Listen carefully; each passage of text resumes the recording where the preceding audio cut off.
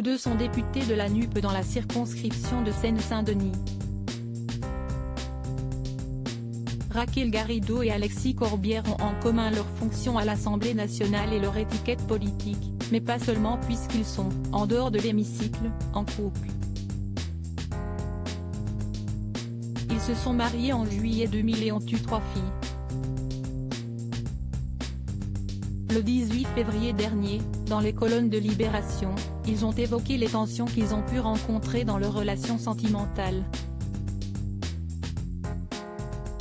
Alexis Corbière a reconnu que certains traits de caractère de son épouse ont pu, à une certaine époque de leur relation, être source de tension, mais qu'au final, ils se sont avérés des atouts. Raquel a une forme d'outrecuidance que je n'ai pas. Ça a pu être conflictuel, à des moments où elle me poussait, où j'étais déçu, expliquait-il ainsi, se tournant vers sa femme. Sans pour autant en dire plus sur les raisons de cette déception.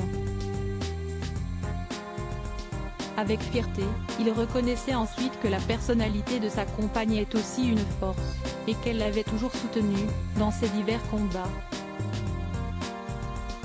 Pour Raquel, c'était une évidence que je pouvais être députée.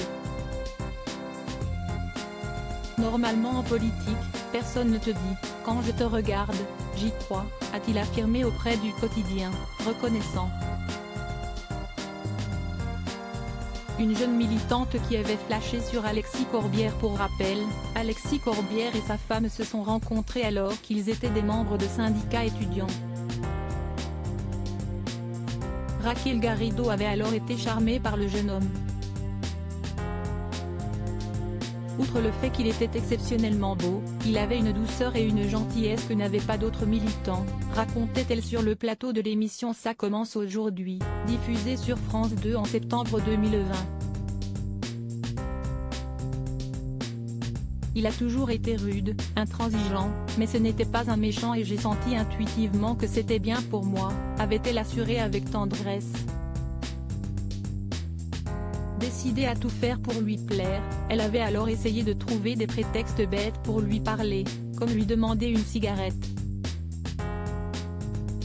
Il aura fallu attendre un congrès organisé à Montpellier pour qu'Alexis Corbière finisse par la remarquer véritablement. Depuis, les tourtereaux ne se quittent plus, à l'Assemblée nationale comme à la ville. Article écrit avec la collaboration de 6 médias Crédit Photo, Coadic Y.